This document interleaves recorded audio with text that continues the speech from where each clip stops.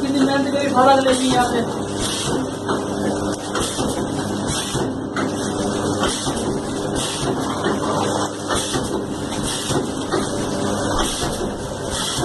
काम तो ये भी बहुत करती है ना,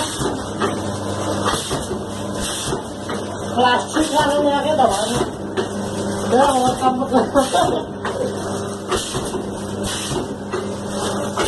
बेड के तरफ अच्छा बेड बना